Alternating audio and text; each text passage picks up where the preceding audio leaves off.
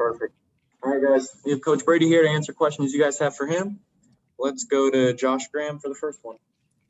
Hey, Coach, thanks for doing this. One thing I've heard the last few weeks from people who have followed the team for several years and people who might have known you back at LSU was just how quickly the plays get in, how much quicker it gets into the huddle, and you guys are never late in the huddle. Just give me a sense for what your process is like with play calling when it's not scripted.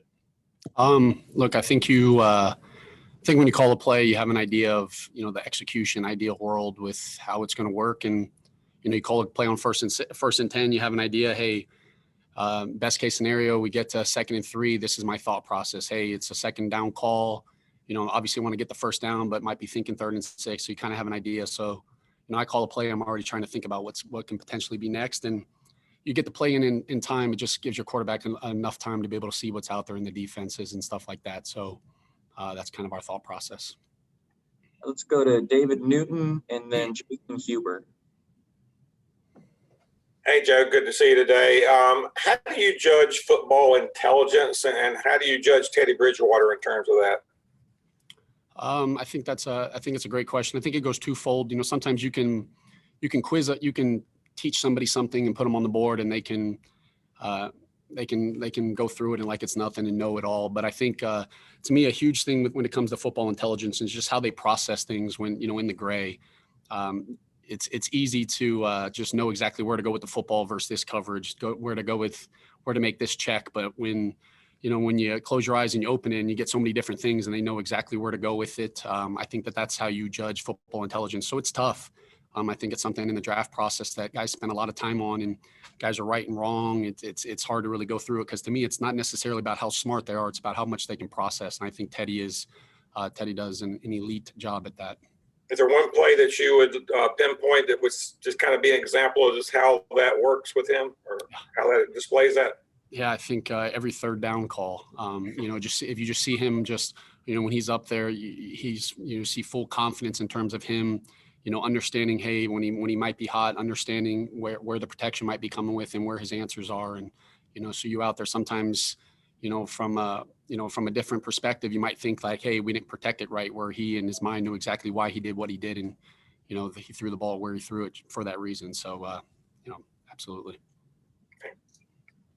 Hey, Joe, I'm wondering, through the first 5 weeks with this offense, have things clicked maybe a little bit faster than you would have thought? And even if not, why do you think things are working so well so far? Well, we have a lot that we have to improve on. It's still not to the level that we, where we expect to be. And so we knew that this, any time in a new season, the beginning of a season, whether you've been together for 10 years or whether you're just now getting together, that you're going to have to learn your football players, learn your team, and learn just the dynamic. And so every week, we have an opportunity, just working with your guys' time on task with routes, whether it is, progressions and reads and protections. And, now we're getting more comfortable with each other in terms of getting a feel for that. And you can see that on the football field. And so, there's a lot that we're leaving out there that we have to continue to improve on. But I think the guys, the comfort level within the system and with each other, I think is continuing to improve. Let's go to Miles Simmons and then Phil Orban. Hey, Joe, when you have somebody like Curtis Samuel who's been making plays as he has from different spots, just how fun is that to scheme for, and how much do you want to be able to get the ball in his hands in different ways? Yeah, I think Curtis has been huge, for any type of success we've had. A lot of it has to do with Curtis Samuel. And I think so much of it, what Curtis does doesn't necessarily show up in the stat book. And I think that, that shows the type of player he is. You see him, you see explosive runs from Mike Davis, and you see Curtis, making huge blocks. You watch DJ Moore this past week, catch a touchdown, and Curtis is downfield blocking. You see 3rd down, he making plays, run game and pass game. So, he's such a dynamic, weapon that is willing to just do anything to win and help the team. And so, yeah, you want to get the ball to him as much as possible. And, and when the situations that you can, that he's going to make a play. But then when the ball's not in his hands, you watch what he does, and it's he's an incredible teammate, incredible football player. And, it pumps me up watching him play football. Joe, you said something a couple of weeks ago in terms of your game planning that you don't think too far ahead. And I think that was in a very specific situation where you were talking about Christian coming back. But just in general, how much do you focus entirely on next week's opponent And are there times when you're identifying things that maybe won't work against Chicago, but might work down the line? How do you kind of balance that? I think when you talk with Coach Roll, we're so process oriented that one thing we will never think about is the last game, and we'll never think about what's next. And so, right now it's fully, it's all Chicago. It's not, hey, we like this play and it could potentially work against whoever we play next. It's, hey, is this something that we feel like we'll have success against Chicago? And everything we're doing is just try to go 1-0 against Chicago. And if I could just, is that the way you've always been, or do you kind of think of concepts, and is that maybe something you do in the off season, kind of think of bigger picture concepts maybe? Yeah, I think in the offseason you can look at things and see, hey, this is a concept that, you see teams having success against certain coverages and you might want to incorporate it within your system, and then see how it can fit some of your players. But from a week-to-week standpoint, it's strictly on how we can potentially attack and have success against our upcoming opponent. All right, let's go to Jonathan Alexander and then Joe Person.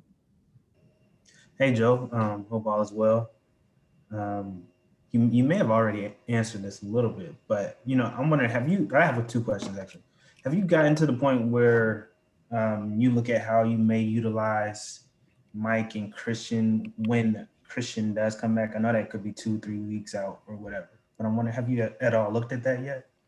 No, I haven't. Kind of just going back to the kind of last thought is, we knew going into this season that there was going to be so many obstacles, with injuries, with things going on in the world, that we were just going to have to prepare and know who's going to be on your roster and who's going to be up that week, and we're going to have to find a way to find out what they do best and make it work. And so, each week you go into and Christian's not available. Those thoughts aren't even on my mind.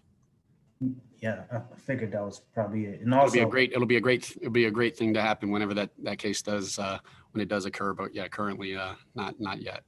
I'm sure it will.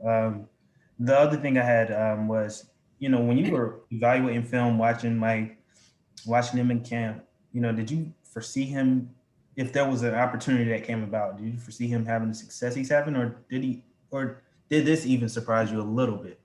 No, nothing that Mike Davis is doing is surprising. I don't think anybody on this football team and this organization. That's what you saw in training camp.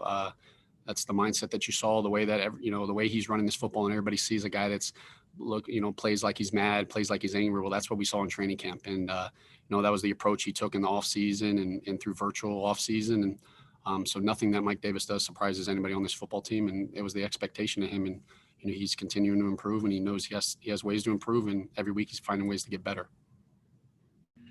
Hey, Joe, I understand where your focus is with the Bears this week, but because we get you a little late in the week, I was hoping you could indulge me a quick Saints question. Just was hoping you could explain again sort of how and why you took that Saints job, and then what you got from out of that 2-year experience down there. I was fortunate. There was an opportunity that, an offensive assistant job opened up in New Orleans, and I was afforded an opportunity to interview for there. And I was fortunate. Everything kind of worked out. There were some connections to, some of my one of my college coaches is a coach down there. And so I was just fortunate to just get the foot in the door. And, I was extremely fortunate for the opportunity. I had a great 2 years there, learned a lot of football, and it's got me to the point I am right now. Anything specifically from a, just kind of an operational standpoint or schematic standpoint that, you feel like you really kind of improved on there? I mean, anytime you're your first NFL opportunity and you're sitting there learning football from some of the best minds in the game and around some of the, one of the best quarterbacks the game has ever seen, I think you just sit there and you just take notes and you just, you just learn, you get a doctorate in football. And so I was just fortunate from that opportunity. Let's go to Josh Klein and then Elena Getzenberg. Hey, Joe. Thanks for taking the time. I know a lot of focus on the Bears game, but last week in Atlanta, it seemed like Teddy had a lot of kind of ability and the freedom to check to run plays when the safeties were deep. Is that something that's constantly that you give him kind of carte blanche to do on every snap, and how good is he at kind of IDing that defense, specifically from switching out of a pass to a run or vice versa?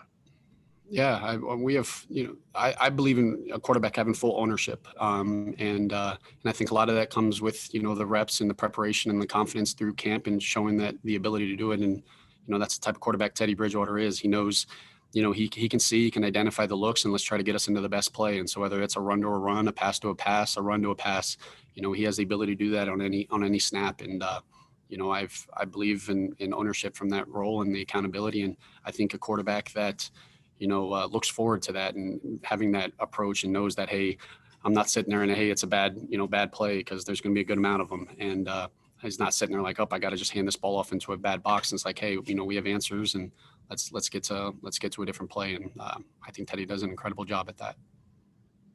Just to follow up on that, is there a specific number of plays that he kind of has in his pocket or is it just kind of the whole, not the whole playbook, but how many plays can he check to? I think it's a week to week thing. And I think a lot of it has to do with the type of defenses that we're facing and maybe the potential scheme that the original call was in. And a lot of that is predetermined, throughout the game week in the game planning process, and just, trying to put him in a comfortable position in terms of identifying things and trying to get our playmakers in space. And I think Teddy's doing a great job at that. Hey, Joe, this is kind of going off Josh's question, but, earlier in the season or before the season started, we heard from Matt, we heard from you that this is going to be as much Teddy's offense as it is yours in a sense. And I was curious, what's your process of each week? Do you kind of go over with him what plays he's most comfortable with? I know you like to do what plays he likes best. Like, what are those conversations like with him each week, like after games? Yeah, this is, we said it before, this is Teddy Bridgewater's offense. It's surrounded, everything that we've done has been around things that he feels like he has success and he has answers. And, on a week to week basis, we'll go through every portion of the call sheets, and, he'll send me thoughts, at night of, he might look at something that, we're kind of game planning for, and then we'll meet the night before the game. And if it's something that, hey, I might have a great feel for it, and I think it's going to be an incredible play, but, the quarterback with the ball in his hands doesn't see it the exact same way, or might hesitate on it. Well, why should I call that football play? And so I'll take it off the call sheet, and we'll rep what he feels comfortable with. And it goes from that. There's no ego from that role. From my perspective, it's how can Teddy Bridgewater and the Carolina Panthers offense have success? And it's all his show, and we're rolling with it. All right, guys, we have time for a couple more. So let's go to David Newton and then Phil Orban. And Joe, one more on the kind of that same line. If Sean Payton were to be looking at your offense right now, how much would he say has a Saints influence? It's a great question. I can't really answer that question. I think it's our offense is a combination of a bunch of the minds that we have in our room right now. And that's what that excited me about our offensive staff that Coach Roll kind of put together. Is you got so many guys from so many different systems, and we were able to put together a system that we felt fit our players, and didn't just sit there and say, hey, we had a lot of success doing this at one place, a lot of success doing this at another place, and now we have an offense that doesn't have an identity, and we're still working towards that and building towards that. But I'm not sure exactly, what he would say, what he would think turning on the tape. Hey, Joe, Matt Paradis has been playing pretty well in the offensive line as a whole. I'm wondering what you've seen from him, and more specifically, if your system asks anything unique of the center. Matt Paradis is, a leader on our football team. He is such a tough football player, but he's such an incredibly smart football player. He's able to go up there and identify and understand exactly where things are coming from, identify issues. He does a great job of communication on the sidelines, talking with, our O-line coach and relaying things to me. And, the dialogue between him and Teddy is incredible. And so we put a lot of ownership on everybody on our offense. I don't want anybody out there just thinking they're out there just playing, just out there hearing a play call and just running a play. I want them to understand the why and the how. And I think Matt Paradis does an elite job at that and understanding that. And he's been playing at an extremely high level. So I'm sorry, what sort of things does he communicate with you directly about what the defense is doing? Well, I always want to know in terms of how he's feeling in the run game perspective. If there's certain types of runs that he has a better feel for and understanding. I think it's important to have dialogue with your players. The same standpoint that you have with the quarterbacks, with Teddy, but having a conversation with the running backs and offensive line. And so I think Matt has a great feel of that. He's a veteran in this league and has a great understanding. And then from a protection standpoint, just talking through things, seeing how he sees things and how Teddy sees things, because we can see things. It's very easy as a coach to hit pause on a remote, be like, oh, don't you just see this guy doing here? Well, when you're out there and there's sweat in your eye and everything's moving faster. You got a guy like Matt Paradis that can identify things, and Teddy that can identify things, and it makes our lives a lot easier. All right, last question. Let's go to Stacey Dales before we wrap it up. Joe, I'm just wondering what the conversations are you like this week for you as it pertains to your red zone offense facing the best red zone defense in football right now. Yeah, it's going to be a huge, focus point. And I know that's something that we'll start meeting on tonight, but the 4-point plays, the red zones, third down in the red zone, that's something that's critical, especially going against, the Bears, where they're one of the top third down defenses in the league and one of the top red zone defenses. And so, that combination is going to be a great challenge for us, but something that we definitely have to improve on moving forward. Thank you. Thank you. All right, Joe, we appreciate you taking the time. Awesome. Thank you, guys.